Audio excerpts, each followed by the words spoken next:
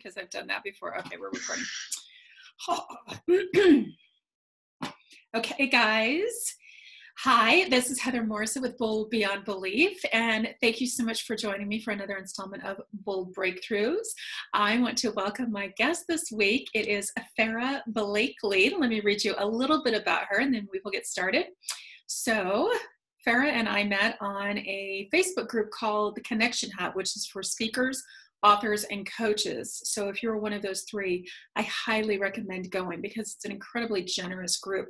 And there's people from all kinds of various backgrounds doing all kinds of different things. So it's an amazing group. So Miss Farrah is your love coach for high achieving women who want it all, including the love that they deserve. As an inspiring go-getter that has spent her life being the overachiever in her career and the dependable one for family and friends, she knows the obstacles of love for high-achieving women all too well.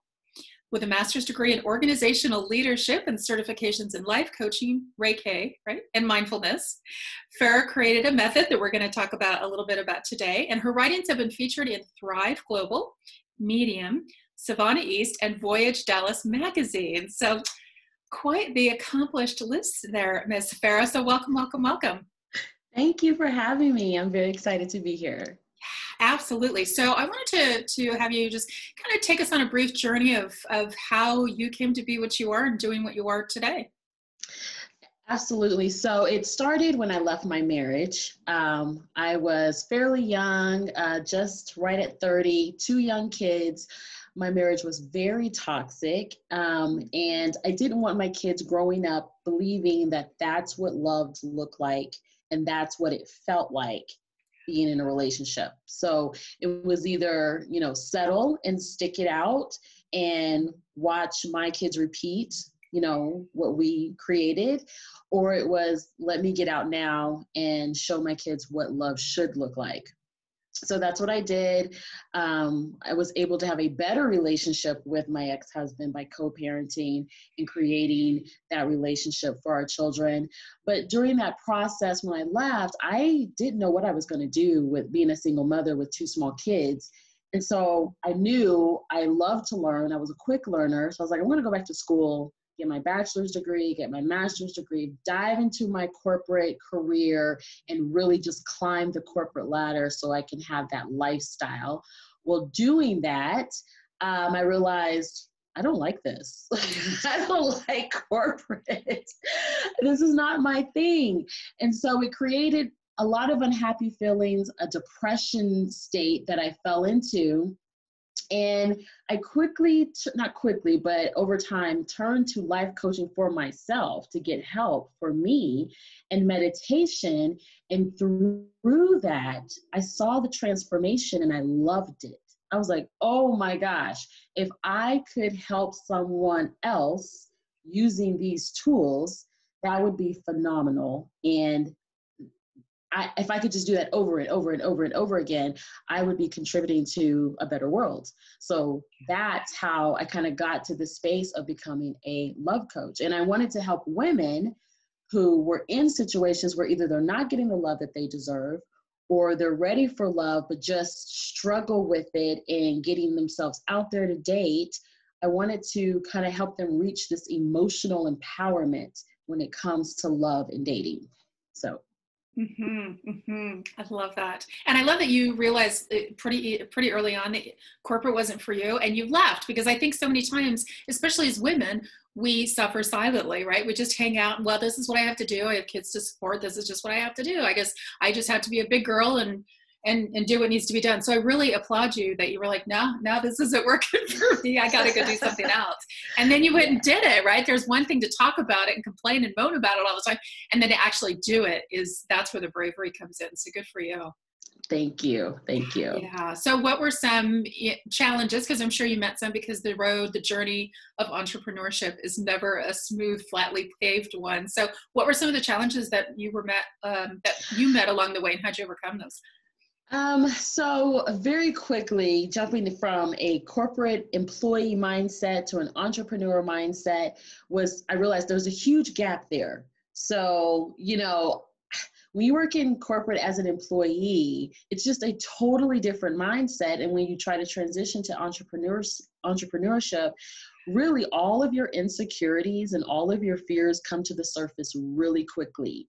And they stay there until you work through them and get past that threshold to really owning who you are becoming. And although it requires change, and change is amazing, it's also messy and like ugly sometimes.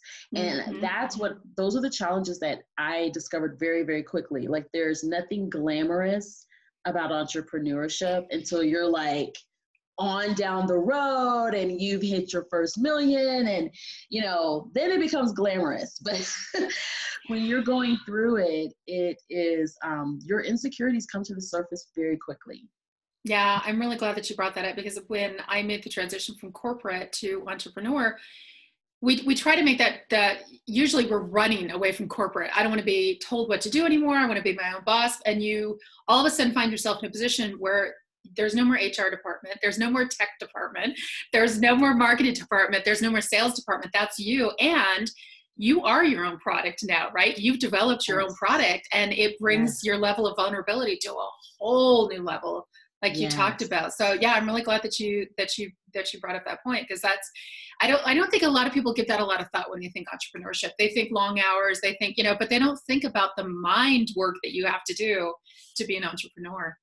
Absolutely. Yeah, I didn't see the mindset that is required. And it's a constant, like you have to work on your mindset constantly as an entrepreneur. You don't have those go-to meetings, every week or yeah. So you have to have that constantly.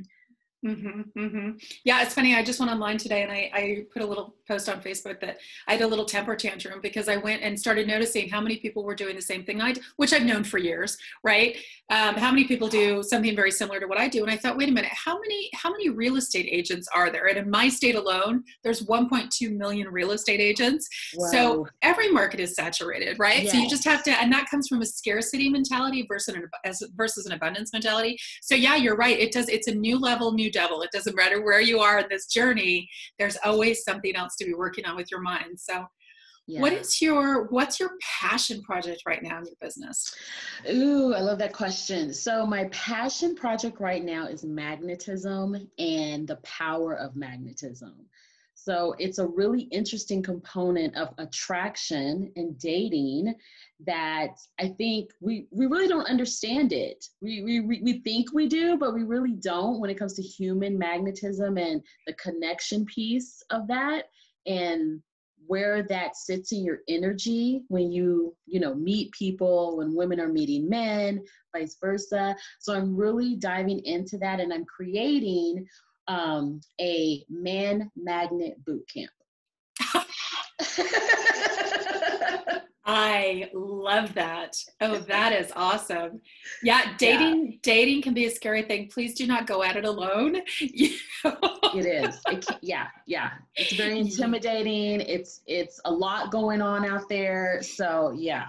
Yeah, I love that. Say that again. A man magnet boot camp. Boot camp. Yeah. I can't wait till that comes out. That is awesome. One of the things that I saw that you do in your business is something that you developed. It's called the C method. What is that? So it stands for self-emotional empowerment.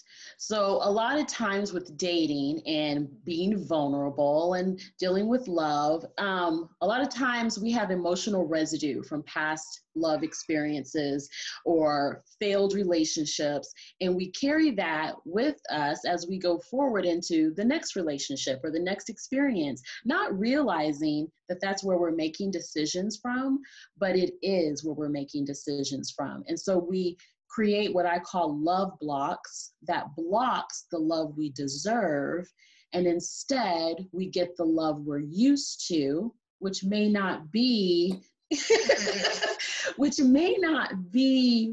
what we really desire, but because we're familiar with it and we've seen it before, we know how to handle it. So the C method is really bringing you to the self-emotional empowerment where you can stand in your emotions, be comfortable with them, and not let them completely throw you off track to where you settle or give up or sit in toxicity, you know, in a relationship or dating or whatever it is you're doing.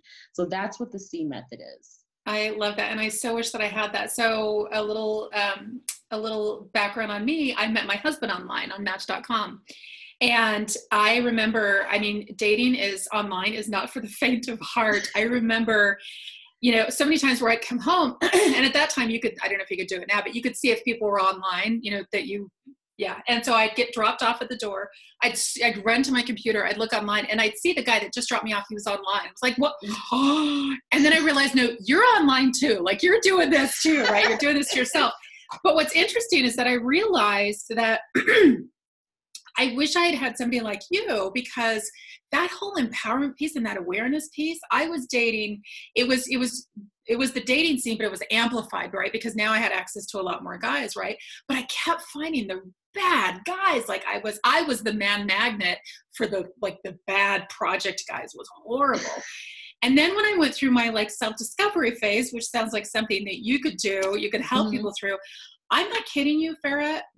The minute that I started loving and respecting myself, within a month, it was magical. Within a month, I found someone else that did the same. Exactly. Yeah. Yes, exactly. Yeah. Yes. Oh, that is so, so powerful, because we get on there and especially as women, we internalize everything, right? When they don't ask us out for a second date, what did I do wrong? And it's like, he doesn't even know you well enough to reject you. And even if he does reject you, that's great. He's just weeded himself out. That's perfect. Exactly. Yes, exactly. That is 100% true. I was like, there really is no rejection. There's just filtering and there's like dodging a bullet. Yeah, exactly. And I always tell women, I'm like, you know what? This is the honeymoon stage when you're dating. This is it doesn't get worse from here. But if you can't stand it now, you're not going to be able to stand it for the next 50 years of a relationship. So I am so excited that you are in people's lives and that you are available, because I wish I had you as my wing woman dating, because it was, it was bad. It was bad. Yes. So, yeah. So what's the, speaking of advice, what's the best piece of advice you've ever gotten along the way? Oh gosh. Let me think about this. I get good advice a lot. Probably the best piece of advice is to take time to understand the process so you can trust the process. Mm-hmm. So I actually learned that in corporate, and it was for my job, but the way she explained it made sense for really anything. If you take the time to understand what's going on in the process, then you're more likely to trust it, right? So if you just jump to a solution, like, I want a man, there's a man, I found one, and then it starts falling apart, of course, you don't understand the process you're in because you didn't take the time to really get to know each step along the way to find this man. You just jump to what you think is a solution.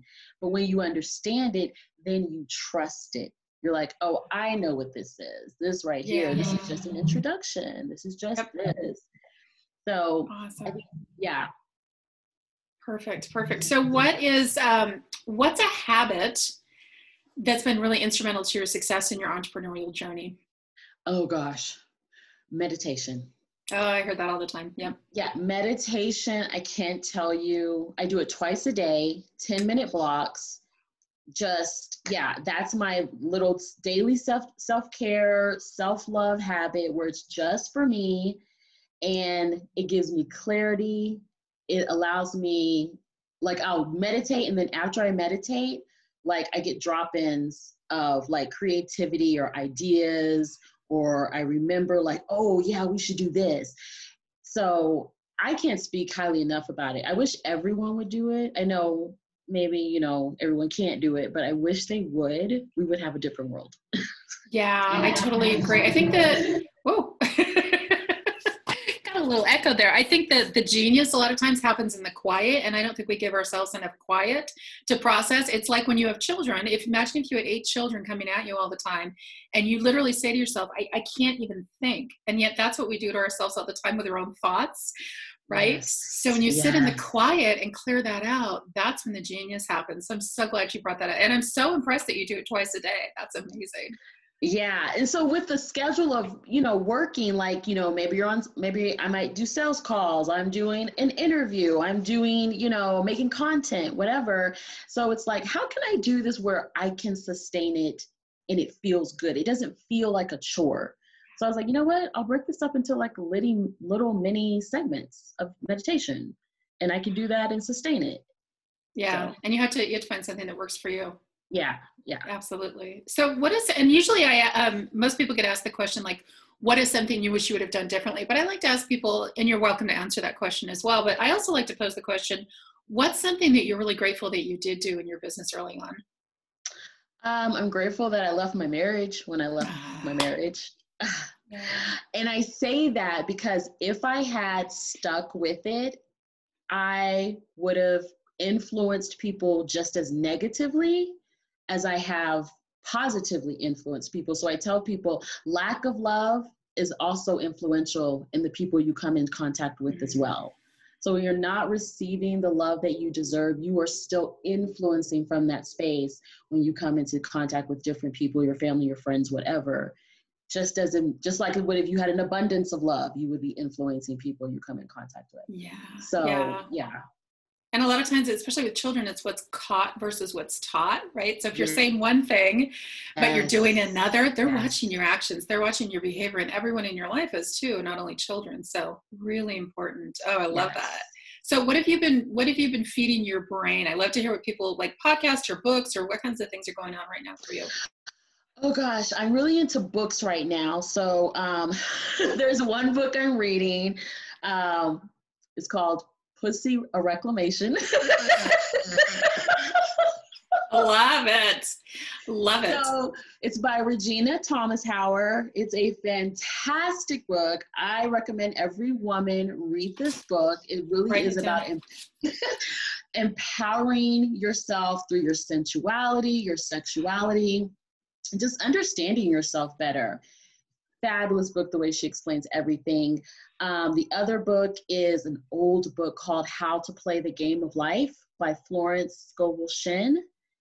I mean, she wrote this book like in the 1920s, I think, but the stuff she talks about, it's really a spirituality book, Mm-hmm. but it's called How to Play the Game of Life, but it's so informative. It's a short read. It's not, I think maybe less than 100 pages, but Okay. really insightful. Yeah.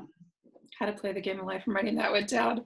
Yeah. Awesome. Oh, I love to hear what's feeding other people's brains. That's awesome. I'm going to go check those guys out. So, yeah, I was watching this weekend. I think it was on Hulu or Netflix, and it was called Feminism. What were they thinking? And it was interviews with like Jane Fonda and Lily Tomlin and women that were part of the feminist movement in the 70s. And it was fascinating. It was fascinating. We think we have it Mm. bad now, right? I mean, these were people that didn't have the right to vote. These were people that didn't have, weren't allowed to drive cars, weren't allowed to have credit cards. It was Wow. crazy. Yeah. And and it was funny because there was one segment, my husband said, what are those on their heads? And I'm like, those are the pussy hats. Remember, like the day after when we had the Million March, those were the pussy hats. I'm like, there's stuff. I love those. I just love this. I love being alive. Yeah. Oh, it's a great series. It's a great, and I Yeah, think it's let's only a check that couple out. hours. Yeah. I love being alive in this era right now because like this ship is turning and that stuff is happening and it's amazing. I'm so It thrilled. is. I'm so Yes. thrilled. So I know you've got other things to go off and jump off to do today, but I wanted to find out if you had anything that you'd like to share with the audience, a little gift or. Absolutely. So I have two gifts. I have my free love guide download. So if you go to www.farrahblakely.com/date, then you will download the love guide. It's 3 essential tips for dating without stress, worry, and anxiety.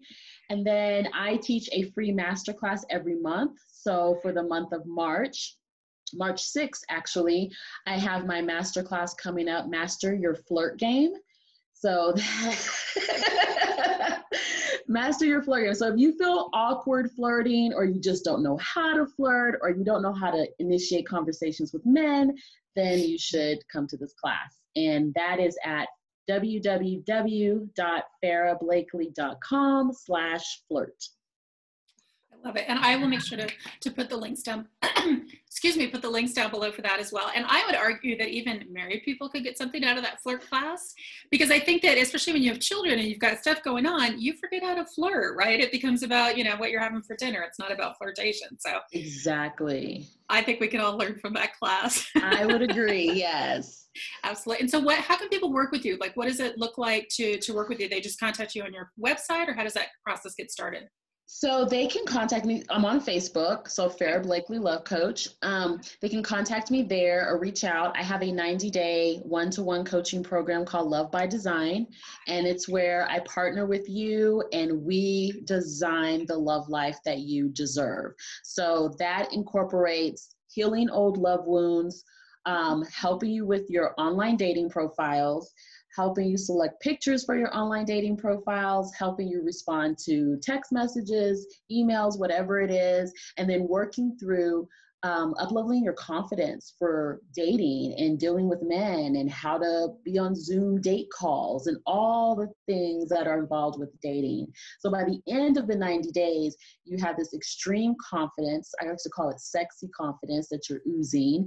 Okay, you're attracting the right type of men and no longer attracting Mr. Mediocre. And and you are emotionally empowered to deal with all the things that come with not only dating, but the next step, which is the relationship. So that's Love by Awesome. Design. Wow, that is a truly powerful, powerful program, because I think that, especially for women, going back to women, I think that we tend to think we have to settle, especially like I didn't meet my husband until I was 35. And you get to a certain point where you're thinking, well, I'll just settle because this might be all there is. It's like, no, ma'am, do not settle. So yeah, I love that. I love that. Well, I will put all of these juicy links down below. Yay. And I so appreciate you being here today. Is there anything else you'd like to leave off with our audience, or tips or whatever?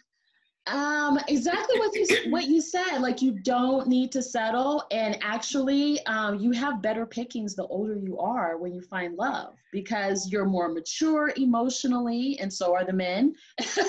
And so I don't want anyone to feel that if you're over 30, 40, 50 that you cannot find love. There is love for everyone. Yeah, I love it. Oh, thank you so much for joining us today. I really appreciate it. You were such a bright ray of sunshine in the dating world. And so I'm really glad that we were able to connect. Yeah, absolutely. Fantastic. Thank you so much. Yeah, thank you. Take care. We'll see you at the next installment of Bold Breakthroughs. Bye, guys. Bye. Bye, Miss Farrah.